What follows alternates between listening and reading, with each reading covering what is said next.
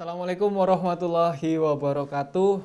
Halo semua, selamat datang kembali di seri tutorial pemrograman Structure Text PLC menggunakan CodeSys episode 10. Di video sebelumnya kita sudah belajar tentang structure, terus ada enumeration dan union. Nah, itu fungsinya untuk menyederhanakan program. Nah, di episode kali ini saya akan bercerita saja tentang apa-apa saja yang pernah dibuat di PLC ini, dan mungkin ada sedikit perbedaan dengan apa yang saya terangkan di begitu beberapa episode yang sudah ada. Jadi karena ini semuanya betul-betul dengan PLC hardware ya, bukan dengan simulator. Nah, misalnya di sini adalah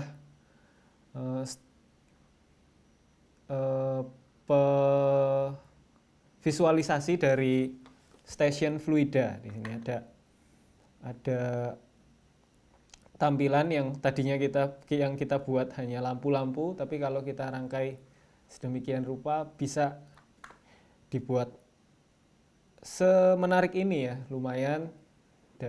Nah, ini nanti kalau kita connect betul-betul, kita running, kita bisa pencet di sini ada tombol start, kita bisa ubah-ubah temperatur, kita ubah buka tutup posisi valve-nya. Lalu kita tahu pressure di titik 1 2 3, flow di titik 1 2 3, lalu ada temperatur di titik 1 2 3. Heater nyala atau tidak, tap nyala, pump nyala atau enggak. Nah, ini salah satu penerapan di visualisasi ini. Juga ada lagi, nah ini sederhana, ini tahap prototyping ya. Nah, nantinya di eksekusi, di finishing, kita umumnya finishing tampilan itu di IPC. Jadi nanti kita hanya mengirimkan data untuk di IPC ini ditampilkan dengan tampilan yang pastinya lebih kompleks ya. Kalau ini menghandle tampilan yang kompleks agak terlalu berat gitu. Nah, misalnya yang komunikasi dengan dengan master EPC itu adalah ini program ventilator di sini. Di sini ada 128 data. Oh, yang terbaru lebih banyak lagi. Yang dikirim bertukar antara PLC dan EPC. Data-data yang diperlukan kalau di ventilator berarti kan ada tekanan yang perlu dipantau terus-menerus, gimana kondisi pasiennya. Ada satu layar ya, itu isinya data semua. Data lognya, kita bisa tahu apa yang benar-benar terjadi di lapangan di EPC itu. Nah, di sini PLC fungsinya mengontrol secara real time dan mengirimkan data ke layar di sana. Terus mungkin kita lihat ini. Nah, kalau program yang betul-betul ini gimana sih? Nah, ini yang prototyping, jadi nggak apa-apa kita lihat. Ini misalnya, nah ini program-program yang kita pakai semuanya basisnya tetap fokusnya adalah FSM. Di sini ada state-nya juga namanya sama, e-state. Dia akan pindah ketika ada trigger dari visualisasi. Terus ini adalah sensor tekanan span, gimana sampai dia nanti muter. Nah, di sini ada 11 tahapan. Ini adalah untuk uji vakum pada tank. Jadi uji kebocoran tank. Kita sedot udaranya. Nah, ini kita kasih nama. Nah, di sini ada yang beda ya. Kalau kemarin langsung pindah, terus di semuanya running itu. Nah, kebiasaan saya ketika memprogram adalah memberi pre dan post ya di sini ya. Jadi di sini adalah proses. Proses itu yang betul-betul running ya. Misalnya selama 2 second atau 3 second menunggu timer, menunggu sensor di sini. Nah, sebelum itu ada pre-nya. Pre-nya itu pre-nya. Jadi satu kali aja ini dieksekusi.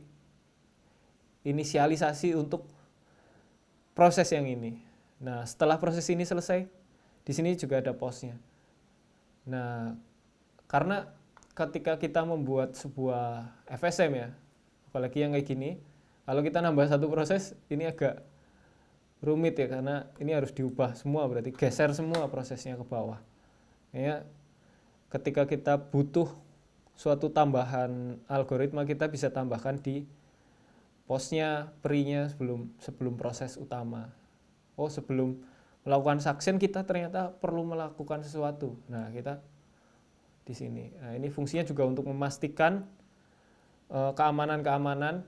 Apakah kita siap untuk melakukan suction? Nah, di persiapan sini ini jika ada hal-hal yang tidak memenuhi syarat, maka dia harus kembali masuk ke kondisi yang ini, misalnya fail safe-nya gitu, kondisi amannya.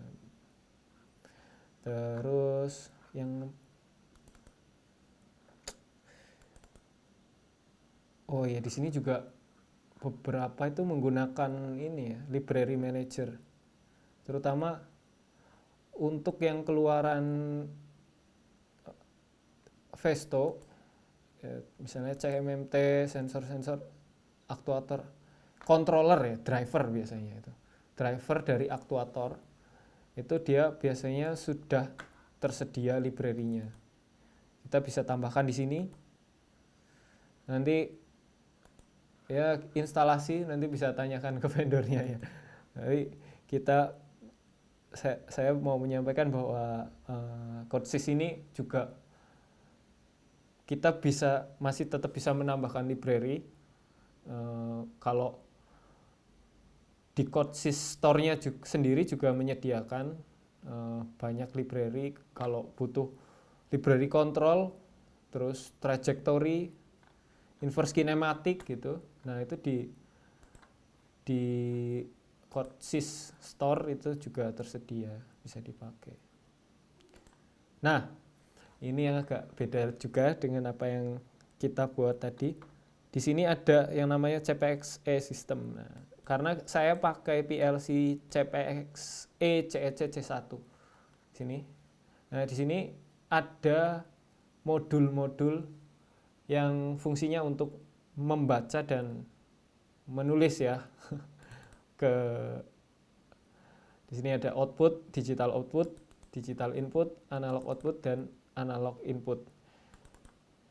Nah, nanti tampilannya kayak gini, dan assignment-nya memberi nilai ke sini itu sama seperti yang kita bahas di Ethernet. Dia pakai keyway. Nah, di sini ada keyway 0, keyway 0. Kita bisa pakai add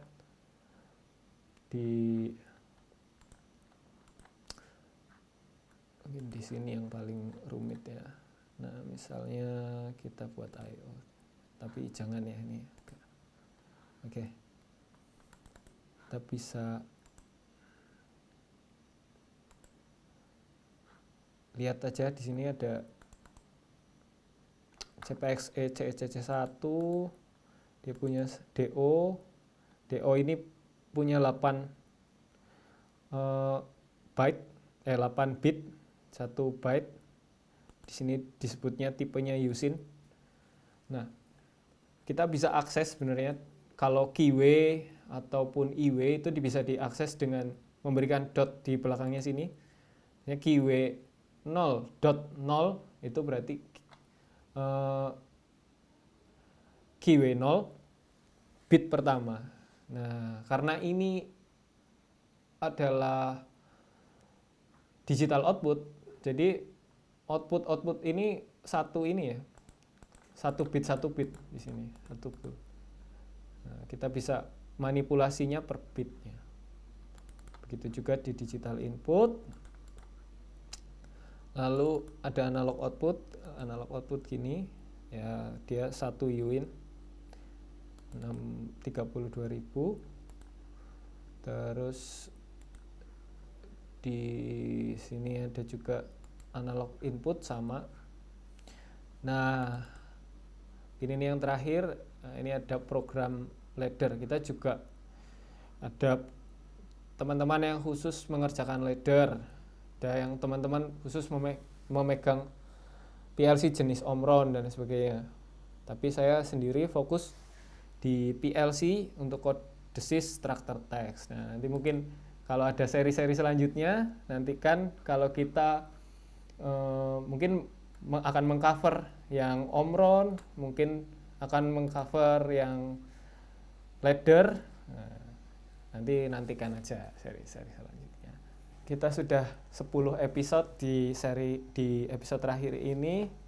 Saya berterima kasih banyak bagi teman-teman yang sudah mau menonton sampai akhir, dan semoga sedikit apa yang saya sampaikan ini bisa membuka wawasan teman-teman dan menambah semangat belajar teman-teman ke depan. Terima kasih banyak sekali, dan mohon maaf bila ada tutur kata yang kurang berkenan di hati teman-teman semua. Sampai jumpa di lain kesempatan. Saya Hanif Baskoro. Wassalamualaikum warahmatullahi wabarakatuh.